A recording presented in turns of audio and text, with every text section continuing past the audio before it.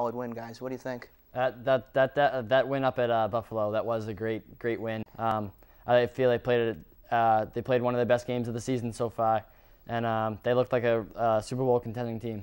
They won 28-6, and what the big thing that they did was they gave 7 receivers the ball, which was pretty big for them because that was one of the biggest weaknesses for them. It was definitely good to see some consistency in the passing game that we haven't seen in the weeks past. I mean, everyone got in there. Gabriel, even Jackson got a touchdown pass, and Watson looked great. So, seems like the boys finally have their swagger back. Yeah, I'd say so. All right, so after a promising win like that one up at Buffalo, what do you change for the next week? What's your game plan gonna be for the next week at Minnesota? Well, the defense really has got to step it up again. They got some good wide receivers. The quarterback's looking pretty well, so defense has got to be really consistent. I agree. I think the defense with Brad Johnson as quarterback for the Minnesota Vikings, it's gonna be tough for them. But I think what the defense is playing like right now, I think they have a good shot. I just think we need more good passing game, and we saw flashes of it last game. We need to see more consistency. Brady had a good game, but Jackson needs to step it up. He only had 1 catch, and let's see if he can do it again. I agree with you. So the Patriots playing some of the best football in the NFL right now, certainly in the AFC East. One of the most dangerous teams out there to play. I know if I were an NFL team, I wouldn't want to play them. But what makes the Patriots so good?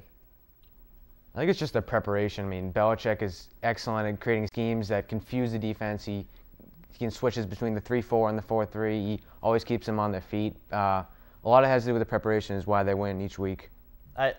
He is one of the most prepared coaches. Absolutely.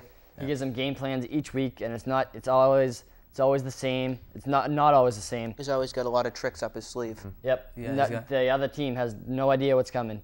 And also, I think one of the biggest reasons for the success is the 1-2 punch that they have with Corey Dillon and Lawrence Maroney. Right. You cannot find any 2 backs on the same team. With that strength, it makes Lawrence Maroney better, and it makes Corey Dillon better because they both can come off and take a break, and then come back in. Come back in with fresh legs. Absolutely. It makes a huge difference. It's not That's what you need. Because last year you had Corey Dillon taking 30 to 40 carries every game, and I mean week after week. That guy was just burnt tired. For an NFL season, that takes a toll on your body. But I think now switching it up with Lawrence, who is extremely good as a rookie, but them switching it up, Lawrence is a speed back, and Corey Dillon gets you 3 or 4 yards every single time he touches the ball. So I think that right there is their key to success. He's definitely one of their candidates for Rookie of the Year. Yeah.